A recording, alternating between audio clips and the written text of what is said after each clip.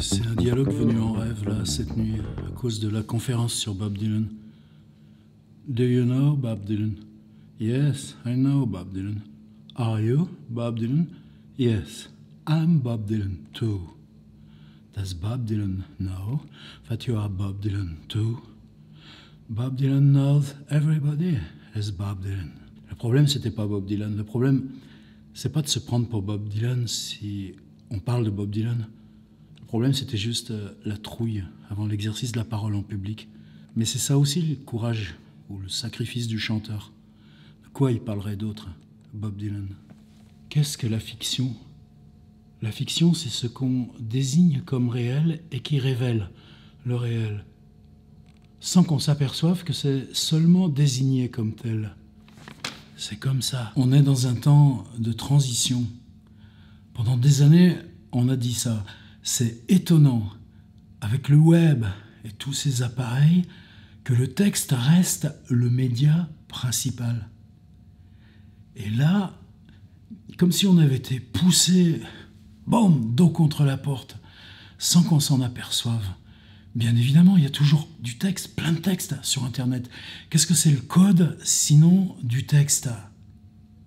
Il est passé par là, le père Kenneth Goldsmith. Mais voilà qu'arrive subrepticement autre chose. Enfin, le web porte ce qui se présente autrement que comme texte. Et on est encore plus à tâtons dans la transition. C'était il y a 1 an et quelques, c'était au Macval à Vitry. On m'a dit, il y a le droit de photographier, mais il n'y a pas le droit de filmer. Moi, j'avais besoin d'images pour préparer la perf avec le travail d'Ardouin. En plus, c'était le boulot d'Ardouin, il était d'accord. Donc je commence à filmer. Arrive la fille avec l'uniforme de vigile. On n'a pas le droit de filmer, photographier si vous voulez.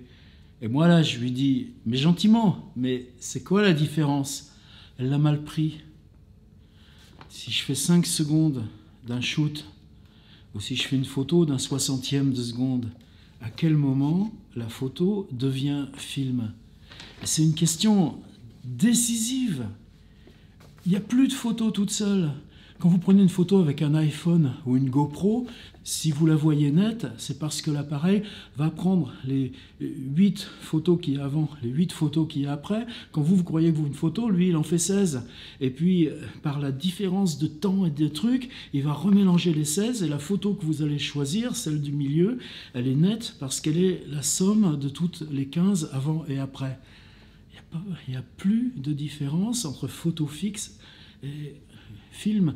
Ça m'est arrivé justement, j'en reparle parce que la semaine dernière, à Tel Aviv, on travaillait avec une prof qui s'appelle Nina Pereg.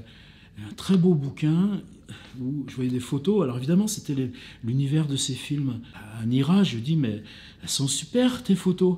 Elle me dit, je fais pas de photos. Je dis, mais c'est quoi? Mais c'est juste des captures d'écran prises au film. Et pourtant, c'était un livre de photographie. Et comment elle me dit ça? I don't do stills. Or, vous savez, nature morte, en français, en plus on n'était pas loin de la mer morte, qu'eux disent mer des morts. En anglais, le mot stills, c'est ça, c'est ce qu'on dit nous, la nature morte. Les stills de Cézanne, 4 pommes, une assiette, une carafe. C'est où la différence entre film et photographie? La photographie est morte.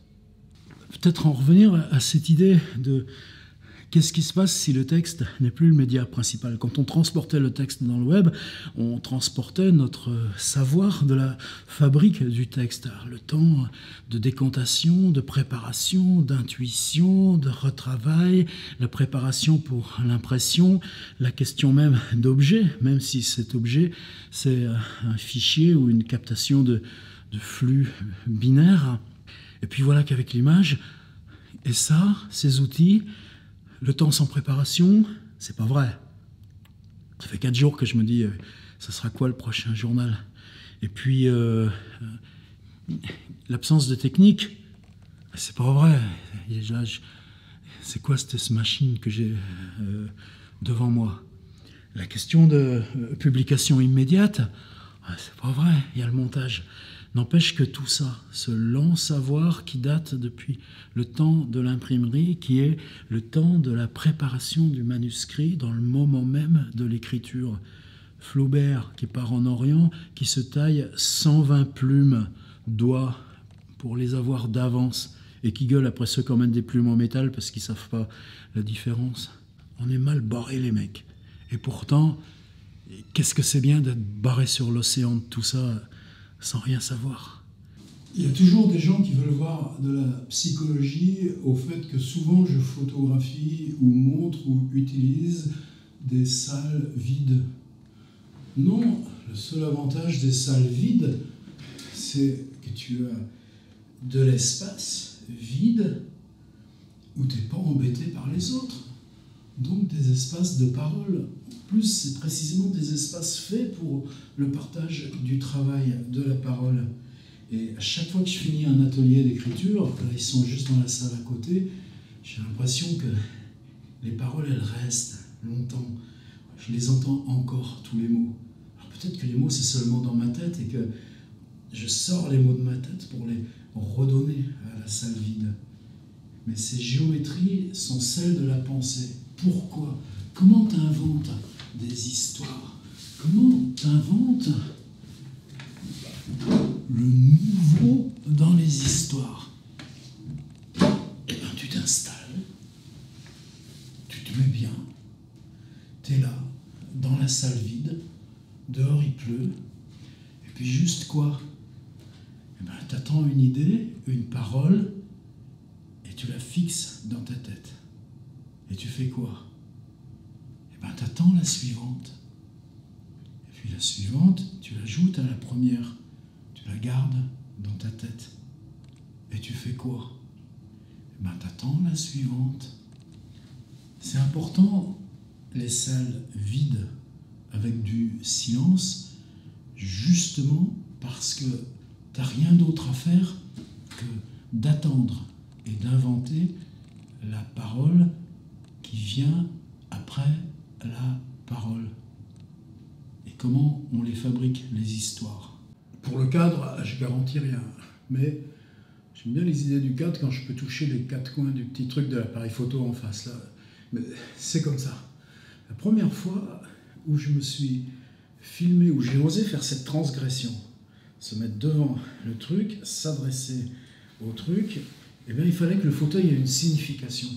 C'était l'été 2015. C'est la période où j'ai vraiment commencé ces histoires de vlog. C'était à Providence, à la librairie Athenaeum, donc juste dans le prolongement de Benefit Street, en haut de College Street, le lieu où Lovecraft venait tous les jours, mais le lieu aussi où Edgar Poe, 90 ans avant Lovecraft, moi j'étais 90 ans après Lovecraft, pile, venait s'asseoir pour lire son journal.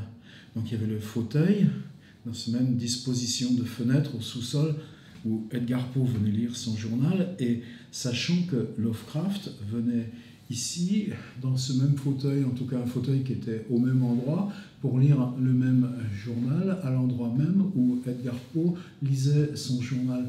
Et moi, je venais et je m'asseyais dans ce même fauteuil, ou le fauteuil qui était au même endroit, dans la même salle, devant la même fenêtre, où Lovecraft s'asseyait, parce que Poe s'asseyait, et moi, j'étais là, dans ce fauteuil, et je me filmais discrètement. J'avais mis le truc un peu loin et personne ne savait que c'était en train de tourner. Et je m'étais mis là dans ce fauteuil et j'étais resté immobile. Bon, pas longtemps, 30 secondes, ça m'avait paru déjà Tellement long, tellement long.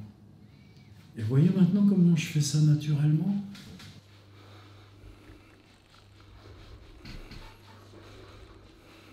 C'était Normal Sup Lyon, journal sans parole. Bref, oh putain la tête qui tourne. Alors moi j'ai pas vu l'émission, il paraît que c'était à la radio mais j'écoute pas la radio. Un journaliste à la mode, appelons-le Braquemar. Braquemar ça va bien, ça fait très très très Rabelais. Radio Braquemar, journaliste qui plaît, qu'interviewe une éditrice avec un nom qui plaît au Figaro. Comment on va l'appeler elle? Industrie du caleçon, elle s'appelle, parce qu'il y a une particule dans son nom. Et elle s'est gourée, la fille.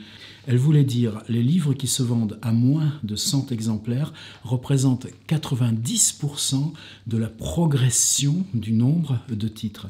Elle a enlevé la progression, ça venait d'un article de Livre Hebdo. Les livres qui se vendent à moins de 90 exemplaires représentent 90% de la production, elle a dit. Ce qui est pas malin quand on se gourre comme ça, mais c'est pas facile ces choses-là. N'empêche que tout d'un coup, donc qu'est-ce que ça veut dire cette progression énorme de titres, mais de production qui se vendent beaucoup moins? Ça veut dire que la notion de communauté a complètement changé. Ça veut dire que l'industrie, avec ses concentrations fabuleuses et puis son système de prix, c'est de moins en moins possible pour nous, les auteurs. Et c'est Le Monde, là, par contre, qui est en réaction, est-ce que c'était en réaction à ça ou pas, je ne sais pas, mais qui fait un article où là, il donne plein d'éléments et de chiffres, et il y a une formule, l'effacement de l'auteur du milieu. Alors, moi, j'y vois du positif, c'est-à-dire que dans ce truc, j'ai décidé de fabriquer mes livres moi-même. Évidemment, ça se vend peu, mais ça se vend dans ce rapport tellement particulier et fort, dont ce journal fait partie, dont le site fait partie, et dont cette notion de troc de la main à la main, je réapprends les dédicaces puisque je vends les livres directement sur mon site. On redécouvre cet aspect-là de petite micro-chaîne, petite micro-chaîne, petite micro-chaîne, petite micro-chaîne, petite micro-chaîne, chaîne, micro-chaîne, petite micro-chaîne. Et pourtant, si j'ai élevé mes 5 enfants, c'est parce que j'étais un auteur du milieu. J'y repense depuis 3 jours à cette formule du Monde. L'effacement des auteurs du milieu.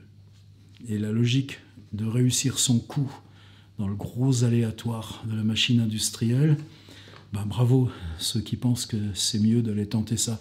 Ce matin, j'ai pris le café, il y avait les éboueurs de la rue, et ils grattaient les petits machins, puis il y en a un qui a dit « Ah ben depuis le temps que je gratte et que j'ai jamais rien gagné, même 5 euros. » Ben, ça devient un peu ça, la littérature.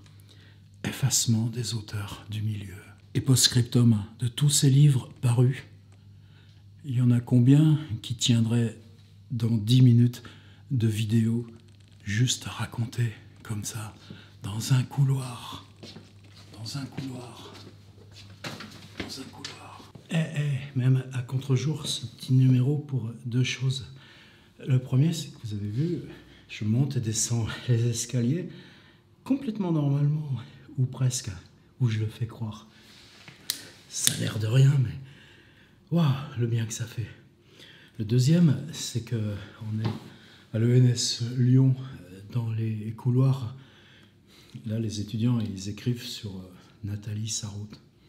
Et je ne vais pas regarder dans mon ordinateur les emails aujourd'hui. Plutôt, on va regarder ce qui s'affiche sur les murs ici. Bon, là, on est dans ce qu'on trouve normalement dans toutes les facs. Il faut vraiment être dans un recoin de couloir pour qu'ils osent écrire sur les murs, par contre. Mais juste à côté, c'est marrant, ça. Qu'est-ce que ça veut dire? Je sais pas. De toute façon, c'est bloqué. C'est ça que j'avais envie de faire depuis le début.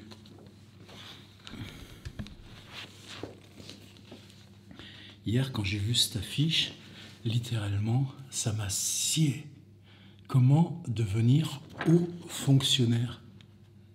Les fonctionnaires, il y a des hauts et des bas, il y a des hauts et des bas dans la vie de chacun de nous. Mais comment devenir haut fonctionnaire? Mais ça veut dire quoi dans la tête? Quelle idée il faut avoir? La plus vaine des hiérarchies, du plus creux de la notion de pouvoir, cette idée de notable. Comment devenir haut fonctionnaire? Je veux pas avoir ma part de responsabilité dans l'exercice normal de l'humanité. Je veux l'avoir sous mon pied. Je veux être haut et haut payé. Comment devenir haut fonctionnaire? Et il y a cette affiche ici partout sur les murs. Si je prends l'affiche, et hop, je la tourne comme ça. Et bien, haut fonctionnaire, maintenant, il est tout en bas. Et regardez encore, j'ai pris cette affiche des couloirs normal sup et je fais... Qu'est-ce que j'en ai fait du haut fonctionnaire? J'en ai fait des spaghettis.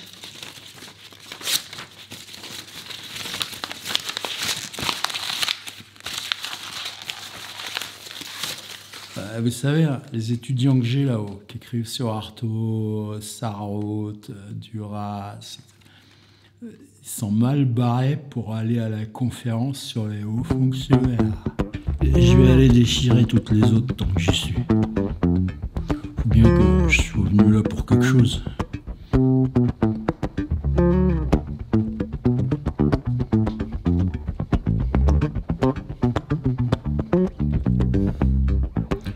La chose intéressante chez les soi-disant élites qui veulent devenir hauts fonctionnaires, c'est qu'il y pleut comme ailleurs.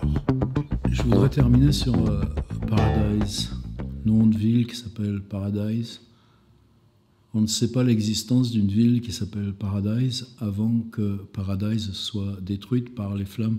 C'est des choses que j'ai déjà expérimentées. La première fois, c'était au Québec, il y a 10 ans. Tout d'un coup, la ville toute jaune, avec une perception un peu âcre, sans savoir. Et c'est seulement le lendemain, ça a duré 2-3 jours, comprendre que c'est un feu qu'il y avait à 300 ou 400 km d'ici, mais avec le gigantisme du Canada. En tout cas, la vieille capitale Québec il y avait ce brouillard jaune, ocre, sec, à goût de bois qui flambe. Et en juillet dernier, à San Francisco, ça a aussi été le cas toute une journée. Mais San Francisco, il y a toujours la brume. Simplement, ce jour-là, tout était translucide, un peu jaune à cause de la brume, les effets de soleil. On ne comprenait pas pourquoi on toussait. Jamais on aurait une espèce d'allergie, mais à quoi? Donc on pensait que c'était les arbres. Ben non, c'était simplement qu'un feu était à 160 km de la ville. Là, le feu est à 200 km, mais il est beaucoup plus fort, violent. Et les images qu'on reçoit familialement, c'est bien tout d'un coup, ce qui est immédiatement proche n'est plus visible. Les écoles ont fermé, il faut un masque dès lors qu'on est dehors, on n'a pas le droit de rester dehors. C'est étrange quand dans le souvenir qu'on a soi, c'est pas ce qu'on se souvient de la ville, c'est pas les intérieurs, c'est cette jonction de la ville avec cette nature et cette disproportion d'échelle pour nous de la nature qui est là. Alors évidemment, il faut relativiser, par exemple, cette crise liée à un nuage toxique d'incendie à San Francisco, ça rejoint là, en moment d'intensité maximum, ce qui est la pollution à la limite la moindre ou la plus habituelle à Delhi, en Inde. Donc tout ça, ça travaille pas mal la tête. Mais c'était autre chose, c'est penser à cette ville détruite, à ce nombre de gens disparus. Bon, beaucoup, simplement, ils se sont pris leur bagnole, ils sont partis, et on ne sait pas trop dans quel motel. Nos propres proches, c'est ce qu'ils ont fait. Il n'y a que nous qui savons où ils sont. Mais il y a quand même le nombre déjà de corps retrouvés. Ça veut dire que dans cette fumée que vous inhalez et qui recouvre la ville énorme, il y a tout d'un coup ces phrases que disaient tous les survivants de Buchenwald, Auschwitz, Birkenau. On respirait cette fumée qui sortait des chambres d'incinération des morts. Qu'est-ce que c'est une ville ou ce qui diffracte toute la couleur, tout ce truc jaune, et qui est le bain dans lequel vous vivez, qui fait que la ville ralentit et s'arrête, c'est respirer les restes de poussière des morts à 160 km venus de Paradise, mêlés évidemment à la destruction des bois, des maisons. C'est ça un journal. On raconte ce qu'on a dans la tête.